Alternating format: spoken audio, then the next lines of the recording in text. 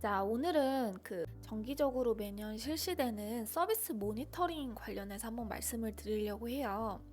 이 서비스 모니터링을 왜 하느냐에 한번 설명을 좀 드리자면, 기관에서 매월 청구를 진행을 하시게 되죠. 그러면 이 청구에 대해서 나중에 뭐 부정 청구가 적발되거나 우리가 뭐 그러시면 안 되지만 뭔가 거짓으로 청구가 진행되었거나 실수가 있었을 때 자진 신고를 못했을 경우 두 가지로 현장 실사가 오는 경우가 있어요. 서비스 모니터링 때 한번 적발이 되어서 조금 더 현지 조사가 필요할 것 같다라고 하면 조금 더 깊게 들어갈 수가 있고, 두 번째는 우리 부정기관을 대상으로 이제 아무래도 신고제도가 있다 보니까 근무를 하는지 아니면 외부인이 좀 신고를 해서 그게 현지 조사로 이어지는 경우, 이렇게 두 가지가 있어요. 근데 이 서비스 모니터링 매뉴얼을 매년 이렇게 이제 한 번씩 올려주는데, 이 이유도 평가 매뉴얼처럼 조금씩 수정되는 경우가 있어요. 보통은 비슷한 맥락으로 가지만 매뉴얼이 항상 업데이트 될 때마다 어떤 게 바뀌었는지는 한번 검토해 보실 필요가 있습니다.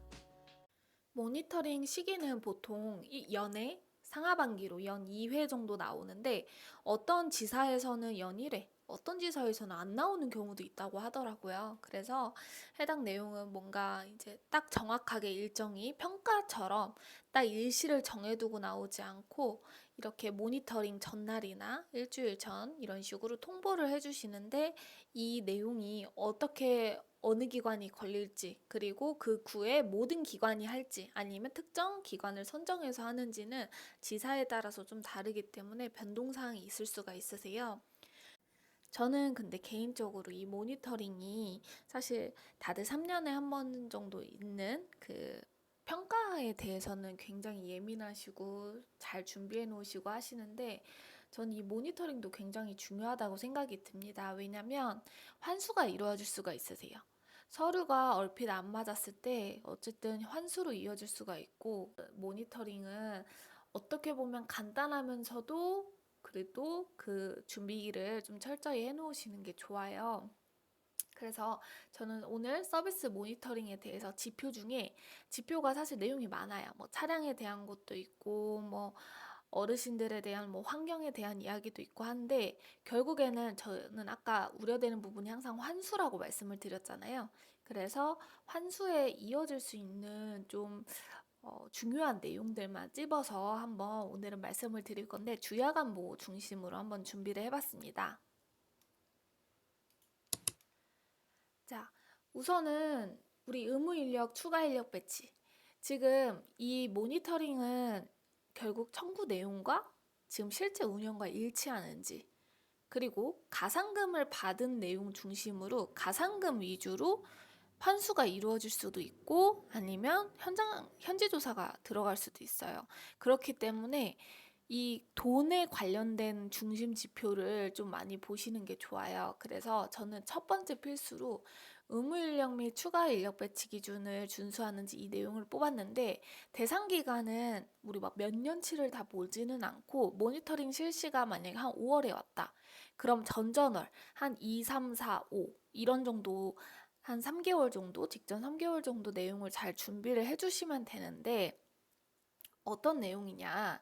인력 배치 이제 인력 배치 기준 준수 내용을 보죠. 그러면 가산 산정을 했을 때 우리가 요양보호사나 사회복지사, 뭐 간호사 가산을 받았을 때 근무 현황과 실제 근무한 내용이 다 일치하고 거짓 청구가 없는지를 봐요.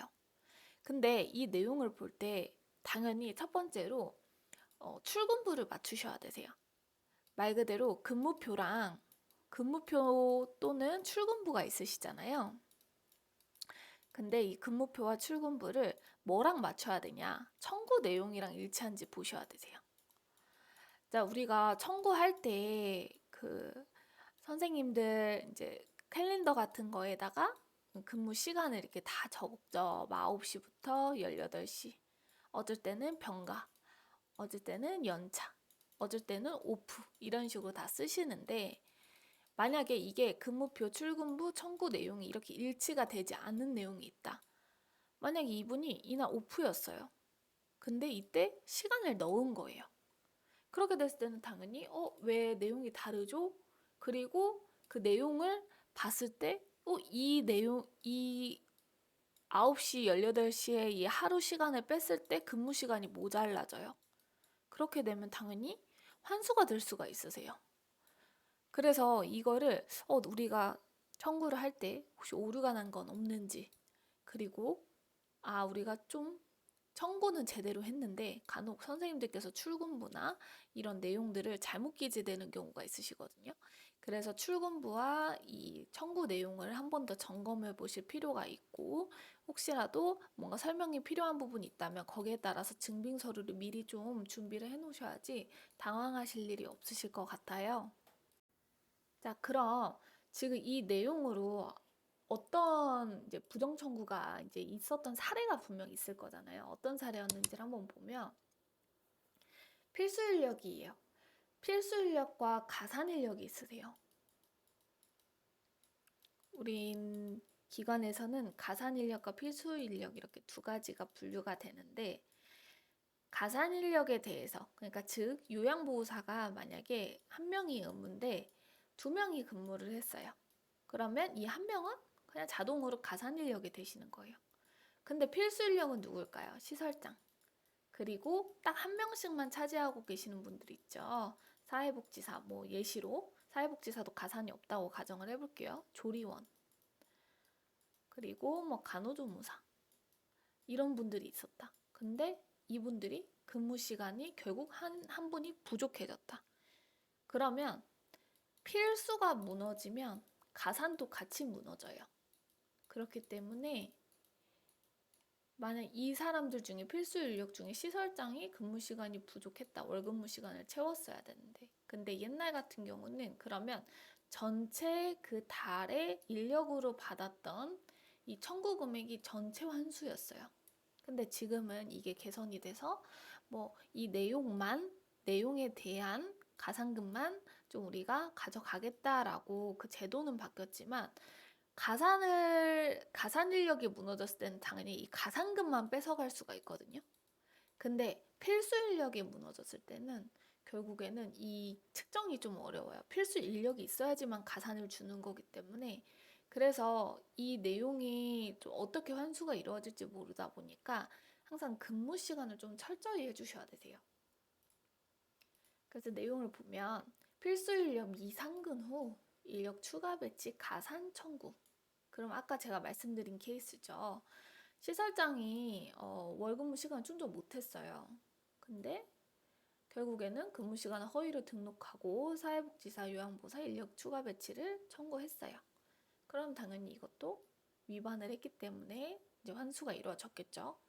그리고 겸직 종사자인데 겸직은 원래 가산 적용이 안 되세요.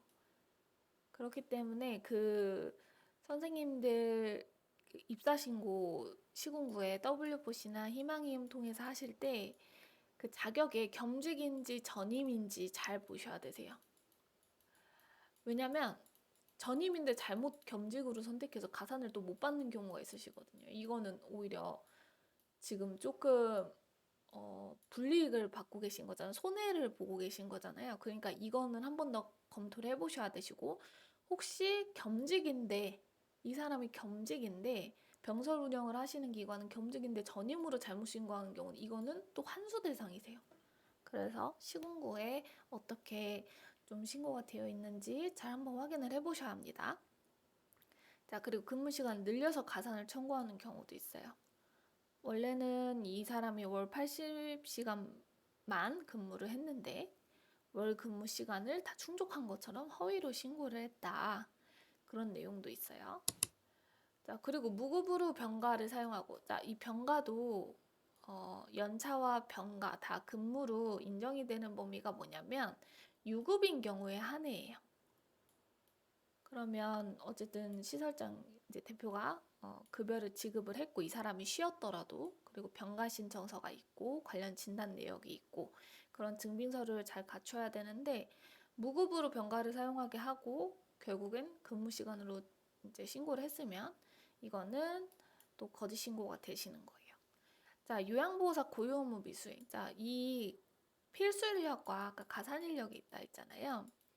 근데 이 직종에 따라서 고유 업무들이 있어요. 요양보호사는 당연히 어르신 케어와 뭐 환경미화가 있고, 사회복지사는 행정 업무와 프로그램 등 뭐 신체 수발 조금 있을 수가 있고, 조리원은 조리만 하셔야 되는 거고, 간호조무사는 간호 업무 플러스 신체 수발이 있을 수가 있고, 이런 식으로 담당 업무들이 다 나누어져 있는데, 결국에는 이 요양보호사가 시설관리랑 송영이랑 다 모든 걸 다 한 거예요. 그 범위가 없이. 근데 이거를 업무 분장표에 제대로 나눠 놓으셨고 관련 직종 사람이 정확히 분류가 되어 있으시면 사실 한 번씩이야 교대를 하실 수는 있겠죠. 근데 요양보호사로 올려놓고 요양보호사로 직위는 신고를 해놓고 결국 운전원의 역할을 하고 있다. 또는 조리원의 역할을 하고 있다. 그러면 이거는 업무의 부정행위로 걸립니다. 그래서 이 부분은 주의하시면 되세요. 그리고 개인적으로 저는 한 가지 더 말씀드리고 싶은 게 있어요. 지금 여기 부정청구 사례에는 나오진 않았는데, 선생님들 가끔 외출하실 때 있으시죠? 외출하실 때 굉장히 조심하셔야 되세요. 특히 병원 가실 때. 자, 병원은 공단에 장교양 쪽에 연동이 다 되어 있어요. 근데 지금 선생님들 외출 시간이 만약에 12시, 휴게 시간이 13시 반이다. 이 안에 병원을 가셨으면 괜찮아요. 정확히 공단으로 넘어가는 이 병원에서 방문 시간도 뭐 12시 한 35분부터 1시 10분 이런 식으로 당연히 근데 센터에서 이 병원까지 거리도 계산을 해보셔야 되세요. 이 병원까지 거리가 한 20분 거리다. 근데 12시 반에 딱 도착했다. 그럼 시설에서 당연히 한 12시 10분에 나온 게 되겠죠. 그러면 휴게 시간을 미리 좀 당겨서 쓴 건데 이만큼 20분만큼 초과 근무를 하시던지 아니면 그냥 깔끔하게 병가를 내시던지 그런 식으로 진행을 해주셔야 돼서 이게 굉장히 그러니까 돈을 뺏으려면 얼마든지 뺏을 수가 있는 구조예요. 그래서 외출을 하실 때 외출대장 같은 걸 우리가 또 쓰게 되잖아요. 근데 웬만하면 그 병원 관련된 건 어느 정도 이제 알고 있다고 했잖아요. 공단에서. 그렇기 때문에 외출대장은 꼭 써주시되 만약에 좀 오바됐다. 내가 12시 반에 나가서 13시 반 안에 들어와야 되는데 한 50분에 들어온 거예요. 13시 50분. 그 20분이 초과됐죠. 그 20분은 원래 내가 18시가 퇴근 시간인데 18시 20분으로 맞추는 거예요. 그리고 그 공단 우리 직원들 가감산에 이제 산정 그 캘린더에는 근무 시간을 어떻게 찍냐? 9시부터 이 시간 있죠. 어차피 그 여기에 휴게 시간은 1시간 넣으실 거니까 여기에 13시 30분까지 해놓고 그럼 여기 휴게 시간 1시간 들어갈 거예요. 휴게 시간 1시간. 그러면 이제 여기 근무 시작 시간을 다시 13시 50분. 그러니까 여기 20분이 그러면 떨어져 나간 거예요. 13시 50분부터 18시 20분까지로 하셔야지만 그럼 총 시간이 8시간이 될 거고 공단에서도 이걸 이해를 해준다. 그리고 출근부를 작성을 하실 때 해당 내용과 또 일치하게 작성을 해주셔야 되세요. 나는 9시부터 18시 20분까지 출퇴근을 했다. 그리고 그 사유 안에다가 13시 50분에부터 이런 식으로 끊어서 했다든지 이 출근부를 이 공단 청구 내역과 똑같이 이제 맞춰 놓으시면 되세요. 그래서 딱 단순하게 정리를 해드리자면 그냥 중간에 시간이 뜨면 그냥 무조건 채워라. 그게 제일 깔끔하다. 아니면 병가를 쓰고 깔끔하게 병원을 가시던지 아니면 반차를 쓰셔라. 이렇게 말씀을 드리고 싶어요. 그래서 이 매뉴얼이 아무것도 아닌 것 같아도 굉장히 좀 깐깐합니다. 그래서 잘 보셔야 되세요. 자, 두 번째는 맞춤형 프로그램이에요. 우리가 딱 가산금을 받는 게 두 가지거든요.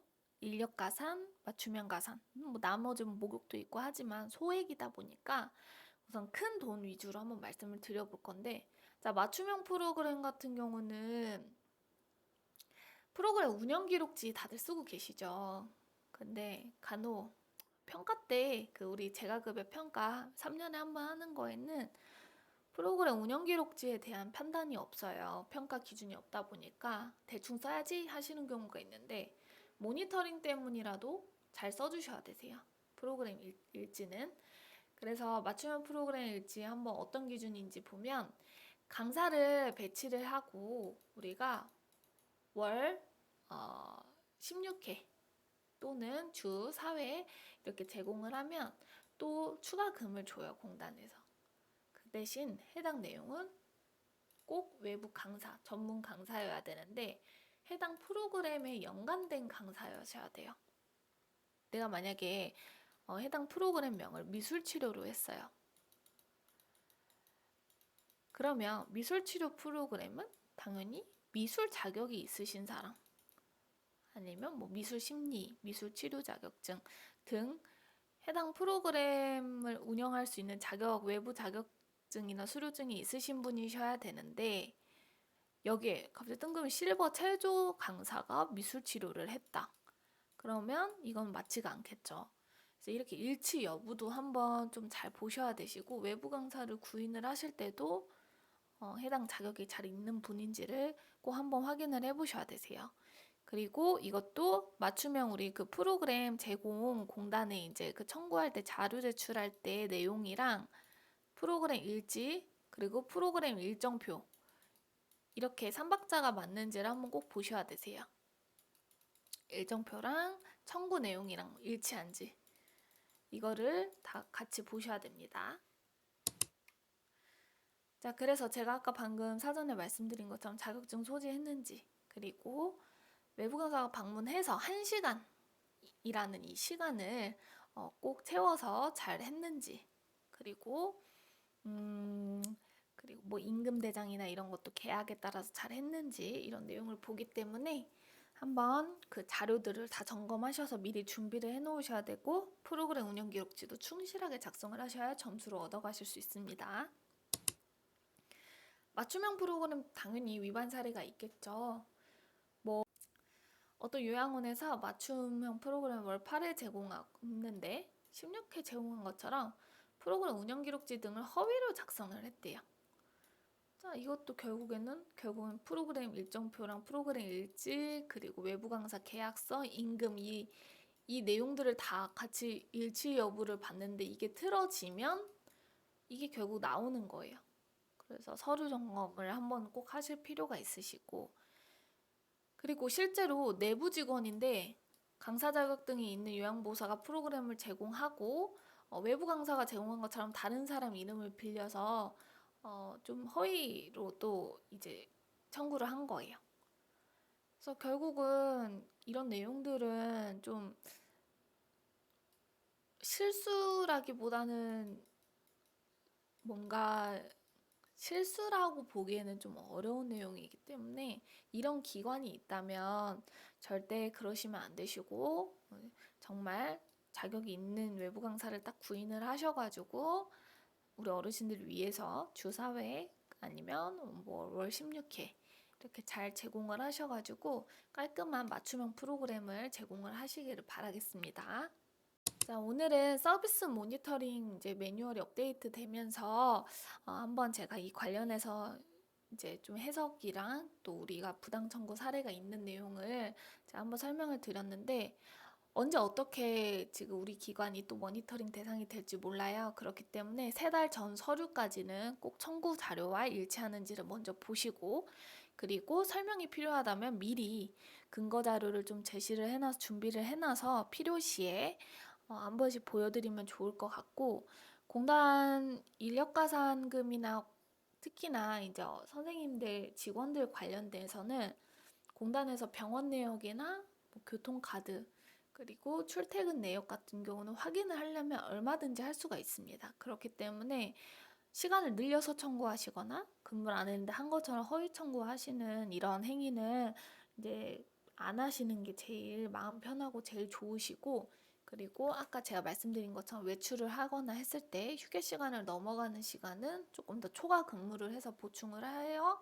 월 근무 시간을 채울 수 있도록 그렇게 기간 방향을 잘 세우시길 바랍니다. 네, 감사합니다.